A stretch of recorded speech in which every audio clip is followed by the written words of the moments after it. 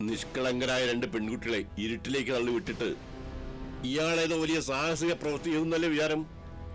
ഇതൊന്നും അത്ര വലിയ കാര്യമല്ലടോ. പെണ്ണിനെ കളങ്കപ്പെടുത്താൻ ശ്രമിക്കുന്ന പുരുഷനല്ല. ഈ മേൽമീശയും അവർക്ക് ഭൂഷണമല്ല. എന്തിനാണോ ഇത് പിന്നെ മോന്തക്കര അലങ്കാരമായി വെച്ചിരിക്കുന്നത്? ഞാൻ വേണമെങ്കിൽ ഏർപ്പാടാക്കി തരാം. ചുരകനെ, തന്റെ വീട്ടിലേക്ക് കയറി വന്നപ്പം താൻ കുറെ കുറച്ചതാ. അതിന് എന്റെ വീട്ടിൽ ആവർത്തിക്കണ്ട. ആവർത്തിച്ച താൻ എന്നെ പിടിച്ച് വിഴുങ്ങിക്കളയോ? വിളിക്കണോ? തീറ്റിപ്പൊറ്റുന്ന കുറയണം എപ്പോഴും കാവലായി ഉണ്ടല്ലോ, അവരെ വിളിക്ക്. എന്നിട്ട് ഈ നാവരിയാൻ പറ. അപ്പൊ എന്റെ സംസാരം താനേ നിന്നോളും. തനിക്കറിയാവോളൂ അബ്കാരി, പെൺമക്കളുടെ മാനം നഷ്ടപ്പെട്ട തന്തയുടെ നല്ലണം വേദന തനിക്ക് ഉണ്ടല്ലോ ഒന്ന്. ആ ദാ വന്നല്ലോ. ഇവൾക്കാണ് ഗതി വന്നിരുന്നെങ്കിലോ? ഓ, പറഞ്ഞ പോലെ തനിക്കൊക്കെ അതൊരു അലങ്കാരമായിരിക്കും.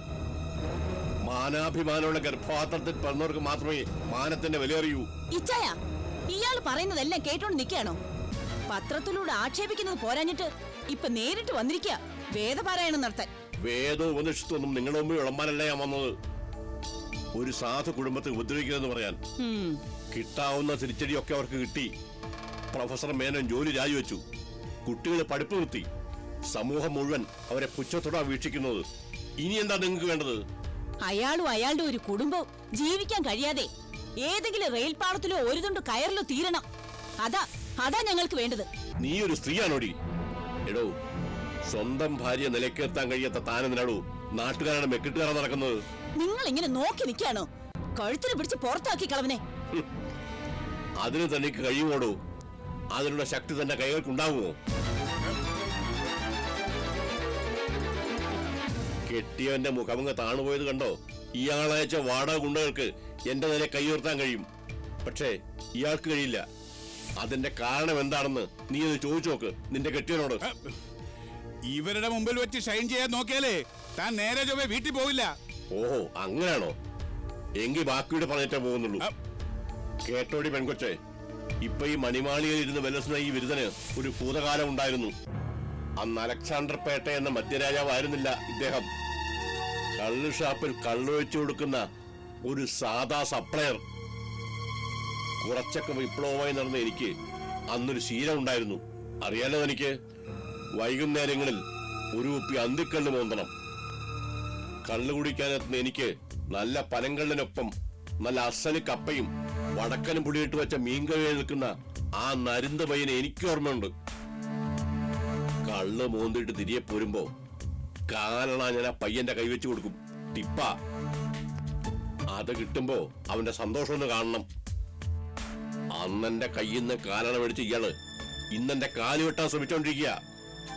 കേട്ടോടാ പരട്ട പേട്ടെ. അന്നത്തെ അതേ മൂന്നേട്ടം തന്നെയാ കാരണം തനിക്ക് ഭിക്ഷയായിട്ട് തന്ന അതേ വലുതയൊടിഞ്ഞ് തന്റെ മുമ്പിൽ നിൽക്കുന്നത്. ഈ ചരിത്രമൊക്കെ സമയം കിട്ടുമ്പോൾ തന്റെ ഭാര്യയുടെ മക്കളെ ചെവിയിൽ നോക്കിക്കൊടുക്കണം. അപ്പോഴൊരാള് ദൂരം കൊണ്ട് പെരുമാറിക്കൊള്ളും.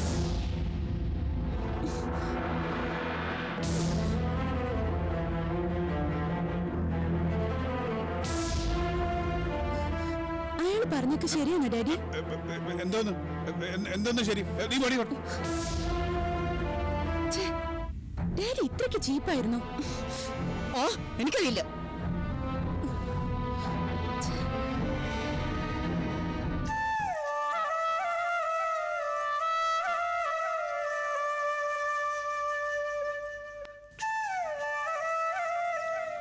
എന്താ മാഷ വല്ലാതിരിക്കുന്നേ? എന്തെങ്കിലും അസ്വസ്ഥത ഉണ്ടെങ്കിൽ നമുക്ക് ആശുപത്രിയിലേക്ക് പോകാം. ഒരു കുഴപ്പമില്ല എന്ന് പറഞ്ഞാൽ ഞാൻ വിശ്വസിക്കില്ല. മാഷ് നല്ല ക്ഷീണമുണ്ട്. പനിയൊന്നുമില്ല. അതാ പറഞ്ഞത് ഒരു കുഴപ്പമില്ലെന്ന്. പക്ഷേ എന്തോ മാഷിനെ അലട്ടുന്നുണ്ട്. പിന്നെ ഇങ്ങനെ തുടങ്ങി എന്താ ചെയ്യാ? എന്നെ ഞാൻ ഇനി ഒന്നും ചോദിക്കുന്നില്ല. മാഷ് അകത്ത് വന്ന് കിടന്നേ. ശാരദേ, തന്നോട് കുട്ടികൾ എന്തെങ്കിലും പറഞ്ഞോ? എന്തു പറയാൻ? അല്ല, വലിയൊരു അവധിക്ക് ശേഷം കോളേജിലേക്ക് പോയതല്ലേ, അതിനെക്കുറിച്ച് എന്തെങ്കിലും? ഏയ്, ഒന്നും പറഞ്ഞില്ല. കോളേജ് പിള്ളേരുടെ കളിയാക്കലൊക്കെ കുറച്ചുണ്ടായി കാണുമല്ലേ? സാരമില്ല മാഷേ, എത്ര ദിവസം എന്ന് കരുതി അവരിങ്ങനെ കളിയാക്കാൻ ചിരിക്കുകയൊക്കെ ചെയ്യും. നിത്യേന കോളേജിൽ പോകുമ്പോ അതൊക്കെ സാധാരണപടിയാവും, എനിക്കുറപ്പാ. മാഷ് വന്നേ. ഇവിടെ ഇരുന്നിങ്ങനെ തണുപ്പ് കൊണ്ട് വേറെ വല്ല അസുഖം വരുത്തി വെക്കണ്ട.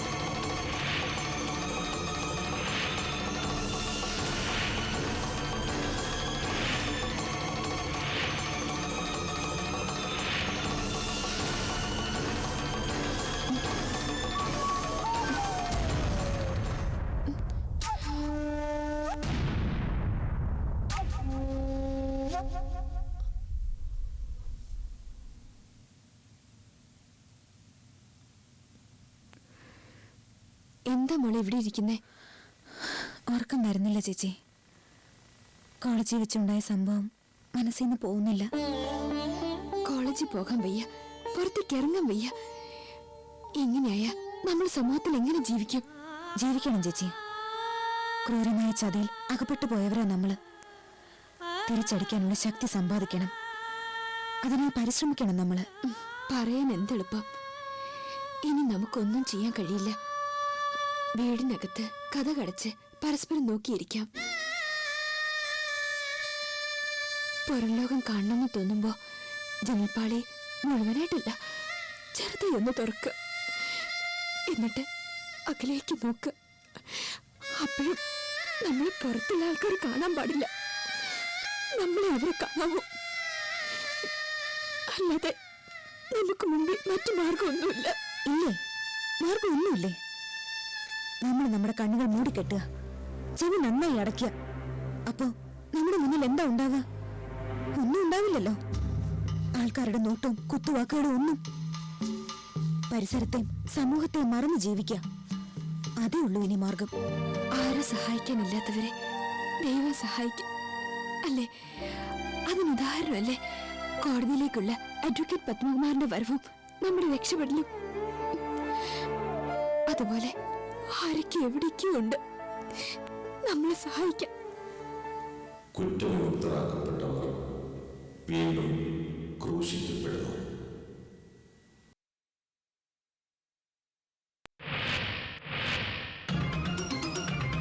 ഭൂമിയിൽ അവതാരമെടുത്ത അലക്സാണ്ടർ പേട്ട എന്ന അസുരൻ പ്രൊഫസർ രാജശേഖരൻ മേനോനെയും മക്കളെയും വിടാതെ പിന്തുടരുകയാണ്.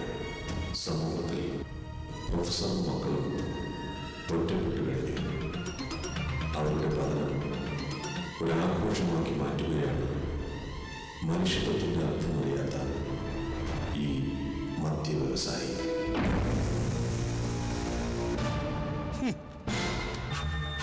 കൈയൊടിഞ്ഞതോടെ വാക്കത്തിയുടെ മൂർച്ച കൂട്ടി. ഇതെനിക്കിട്ടൊരു കുത്തല. നീ എന്നെ എന്ത് ചെയ്താലും ശരി, നിന്നെക്കുറിച്ച് ഞാൻ എഴുതോടാ പുല്ലേ. അതാണ് മൂന്നന്റെ ഇപ്പോഴത്തെ ലൈൻ. അയാളുടെ വാക്കുകൾ ആ പത്രത്തിൽ അച്ചടിച്ചു വന്നിരിക്കുന്നത്. പക്ഷെ കൈക്ക് സ്വാധീനമില്ലാത്ത അയാൾ എങ്ങനെ എഴുതാനാ? അപ്പൊ എഴുതാൻ ഒരു സ്റ്റെപ്പിനെ വെച്ചിട്ടുണ്ടെന്ന് അർത്ഥം. അതായിരിക്കോടൂ. കൈയൊടിഞ്ഞുകൊണ്ട് അയാൾ പത്രം ഓഫീസിൽ പോകാൻ ഇടയില്ല. അപ്പൊ സഹായിക്കുന്ന ആള് വീട്ടിൽ വന്നായിരിക്കും സഹായിക്കുന്നത്. അയാളുമായി അടുപ്പമുള്ള എഴുത്തുകാരാരാ ഉള്ളത്? ആ പ്രൊഫസറുടെ ഇളയ മകൾ ഒരുത്തിയുണ്ടല്ലോ, അലക്സച്ചായന്റെ മോളോടൊപ്പം പഠിക്കുന്ന ഒരുത്തി.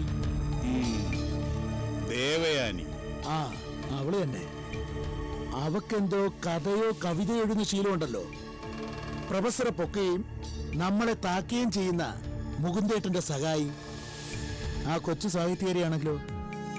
ആവാം, അതിന് സാധ്യത കൂടുതലാണ്. കിട്ടിയതുകൊണ്ട് വീടിനുള്ളിൽ ചടഞ്ഞുകൂടാൻ അറിയില്ലെങ്കിൽ അടുത്ത പ്രയോഗം ഉടനെ തുടങ്ങേണ്ടി വരും. ആദ്യം സംശയ നിവാരണം നടത്തും. വിപ്ലവകാരിയുടെ വലങ്കൈ അവളാണെന്ന് ഉറപ്പിച്ച പിന്നെ അവള് കഥയും കവിതയും നോവലും ഒന്നും എഴുതില്ല. ഞാൻ തന്നെ അവളുടെ ആണ്ട് കുറിക്കും.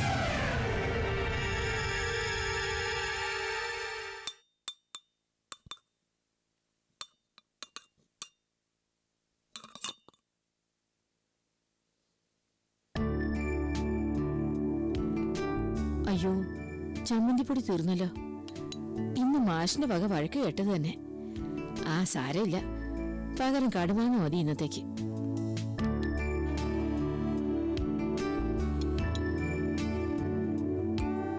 കല്യാണിക്ക് ഇത്രയും വിളമ്പിട്ട് ഒരു കാര്യമില്ല. കൊണ്ടുപോകുന്ന ചോറിൽ പകുതിയും കളയുമെന്ന് അദ്ദേഹം പറഞ്ഞത്. ഇനിയെങ്കിലും മുഴുവൻ കഴിക്കാൻ പറയണം. കുറെ ദിവസം നേരെ ചൊവ്വെ ഭക്ഷണം കഴിക്കാതെ ഒരു കോലമായിരിക്കുക. തന്റെ മക്കള് നിരപരാധികളാണെന്ന് ജനമറിയാൻ ഇതിൽ കൂടുതൽ തെളിവെന്ത് വേണം? എത്ര ക്രൂരമായ അലക്സാണ്ടറിന്റെ കുടുംബത്തെയും പത്രം വിമർശിച്ചിരിക്കുന്നത്. അല്ല മുകുന്ദേട്ടാ, എന്നെ എന്റെ മക്കളെ ഇത്രയധികം സപ്പോർട്ട് ചെയ്യാൻ ഞങ്ങളുമായി എന്ത് ബന്ധമാണ് ഈ ലേഖകനുള്ളത്? അതെനിക്കും അറിഞ്ഞൂടാ. പത്രാസുരോട് ചോദിച്ചാൽ അയാളോട്ട് പറയേയില്ല. കേരളദേശം നമ്മളെ അനുകൂലിക്കുന്നത് ആശ്വാസം തന്നെയാണ്. എങ്കിലും ദിനം പ്രതി അതിലിങ്ങനെ ലേഖനങ്ങൾ വരുമ്പോ നെഞ്ചിരിപ്പോടെ ഞാനത് വായിക്കുന്നത്. ഇനി വരരുതേ എന്ന് പോലും പ്രാർത്ഥിക്കാറുണ്ട്. താൻ എന്തൊക്കെയാണ് ഈ പറയുന്നത്? അതേ മുകുന്ദേട്ടാ, കേരളദേശം അലക്സാണ്ടർക്കെതിരെ ശക്തമായി പ്രതികരിക്കുമ്പോ അലക്സാണ്ടറുടെ വാശി മുഴുവൻ മുകുന്ദേട്ടനോടാവും. അയാളുടെ ദൃഷ്ടിയില് ഈ ലേഖനത്തിന്റെ ഉറവിടം മുകുന്ദേട്ടനാണല്ലോ. തമാശയായിട്ട് കാണണ്ട മുകുന്ദേട്ടാ. ഇന്നല്ലെങ്കിൽ നാളെ അയാൾ വീണ്ടും വരും. വരട്ടടോ. ഭീഷണി ഉണ്ടെന്ന് കരുതി എനിക്ക് വാടക ഗുണ്ടകളാകുമ്പോഴും പോലീസ് പ്രൊട്ടക്ഷൻ ഒന്നും വേണ്ട. മരണഭയമില്ലാത്തതിന് പിൻബലമായി ശക്തമായൊരു മനസ്സുണ്ട് എനിക്ക്. അതുകൊണ്ട് ഇനി ആര് ചോദിച്ചാലും ഞാൻ ഉച്ചത്തിൽ വിളിച്ചു പോകും. കേരളദേശത്തിൽ അലക്സാണ്ടർക്ക് എഴുതുന്നത് ഞാനാണെന്ന്. പിന്നെ എന്റെ ഡെഡ് ബോഡി റെയിൽവേ ട്രാക്കിലോ മറ്റേ കിടന്നാൽ ഏറ്റെടുക്കാൻ ആളില്ലാതെ വരരുത്. പൊതു ശ്മശാനത്തേക്ക് കൊണ്ടുപോകുമ്പോ അകമൊഴിയായി താൻ ഉണ്ടാവണം. അല്ലാതെ എനിക്ക് മറ്റാരും ഇല്ലല്ലോ. ആർക്കൊക്കെ വേണ്ടി ജീവിച്ച് ആരും ഇല്ലാത്തൊരവസ്ഥയിലായി. എങ്കിലും സന്തോഷമുണ്ടോ? കൊടിവെച്ച കാലം സഞ്ചരിക്കാൻ ആഗ്രഹിച്ചിട്ടില്ല. മന്ത്രിമന്ത്രിയും സ്വപ്നം കണ്ടിട്ടില്ല. ജീവിതകാലം മുഴുവൻ ഒരു മനുഷ്യനെ ജീവിക്കാനായിരുന്നു ആഗ്രഹം. അത് ഞാൻ വിജയിച്ചു. ഇത് അലക്സാണ്ടർ പേറ്റവാരുടെ കാലമാണ്. ഇവിടുത്തെ ജീവിതത്തേക്കാൾ നല്ലത് അനന്തമായ യാത്രയാണെന്ന് തോന്നുന്നു. കുടുംബ ബന്ധങ്ങളുടെ ബന്ധനത്തിൽ പെടാതിരുന്ന കൊണ്ട് യാത്ര ഉൾപ്പെടാൻ എപ്പോ ഒന്ന് വിളിച്ചാലും ഞാൻ റെഡിയാ.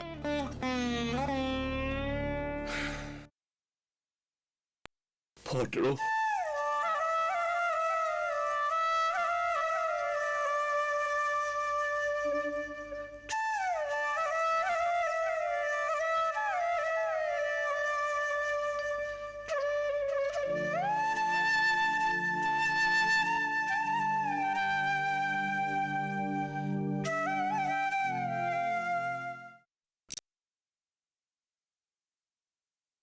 പതിവ് പോലെ അമ്മ രാവിലെ എല്ലാം ഒരുക്കുക.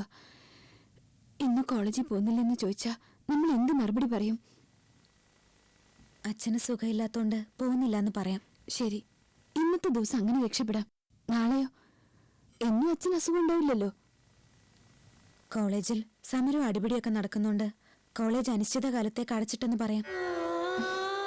ഒരു സത്യം മറയ്ക്കാനായി ഒരുപാട് കള്ളങ്ങൾ പറയുന്നു. നടന്നത് എന്താണെന്ന് അമ്മയോട് പറഞ്ഞ അമ്മയ്ക്ക് വേദന ഉണ്ടാവും. അത് സ്വാഭാവികമാണ്. പക്ഷേ ആ വേദന നീണ്ടു നിൽക്കില്ല. പറയുന്ന സമയത്ത് ചെറിയൊരു ഷോക്ക്, പിന്നെ ഒക്കെ ശാന്തമായിക്കോളും. ഇതിപ്പോ അങ്ങനെയാണോ? പറയേണ്ടത് പറയാതെ വെറുതെ കിടന്ന് ടെൻഷൻ അടിക്കല്ലേ നമ്മൾ അച്ഛനും മക്കളും. പാവം അമ്മയാണെങ്കിലോ നമ്മൾ കോളേജിൽ പോകുന്നെന്ന് കരുതി അടുക്കളയിൽ കിടന്ന് കഷ്ടപ്പെടുക. അമ്മയോട് അച്ഛൻ തന്നെ വിവരങ്ങൾ പറയട്ടെ. അതുവരെ നമുക്ക് ഈ ടെൻഷൻ അനുഭവിക്കാം ചേച്ചി. ദേ, ഉച്ചയ്ക്കുള്ള ചോറുപാത്രമായി അമ്മ ഇപ്പൊ ഇങ്ങ് വരും. അമ്മ എന്തെങ്കിലും ചോദിച്ചാ മറുപടി നീ തന്നെ പറഞ്ഞേക്കണം. എനിക്ക് വയ്യ ഒന്നിനും.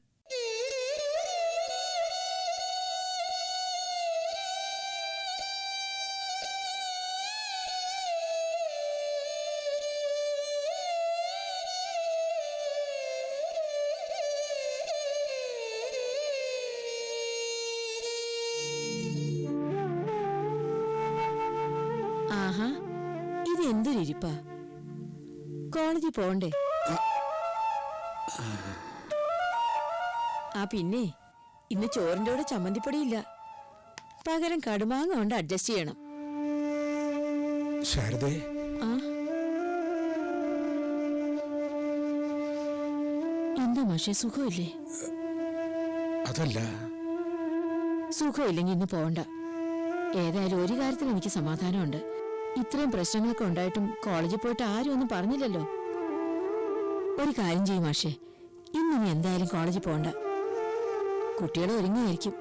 ഞാൻ ചെന്ന് പറയട്ടെ ഇന്ന് പോകണ്ടെന്ന്.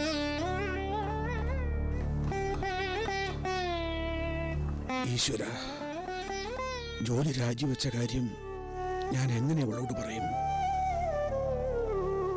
നമ്മൾ ഇവിടെ വിഷമിച്ചിരുന്ന അമ്മയ്ക്ക് സംശയം തോന്നും. ചേച്ചി വാ, നമുക്ക് അടുക്കളയിലേക്ക് പോവാം. നീ ചെല്ലേ, എനിക്ക് അമ്മയെ ഫേസ് ചെയ്യാനേ വയ്യ. ശോ, ഈ ചേച്ചിയുടെ ഒരു കാര്യം. മക്കളെ, ആഹാ, ഒരുങ്ങിയില്ലേ രണ്ടാളും?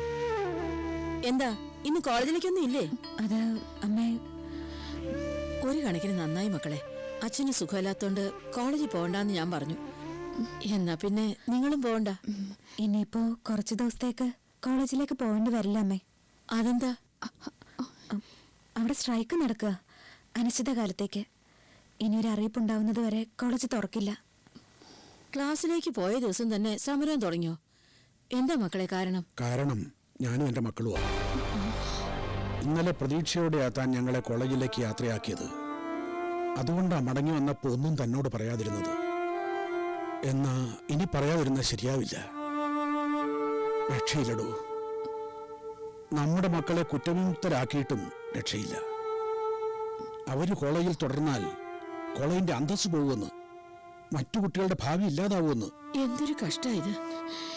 എന്നിട്ട് കുട്ടികൾ പ്രശ്നം ഉണ്ടാക്കിയോ മാഷെ? പ്രായവും പക്വതയും ആയിട്ടില്ലല്ലോ. അതിന്റെ എടുത്തിയാട്ടം അവര് കാട്ടി. പ്രൊഫസറും മക്കളും പുറത്തു പോകണമെന്ന് അവരാവശ്യപ്പെട്ടു. ഇനി കുറച്ച് ദിവസത്തേക്ക് കോളേജിൽ പോകണ്ട മാഷെ?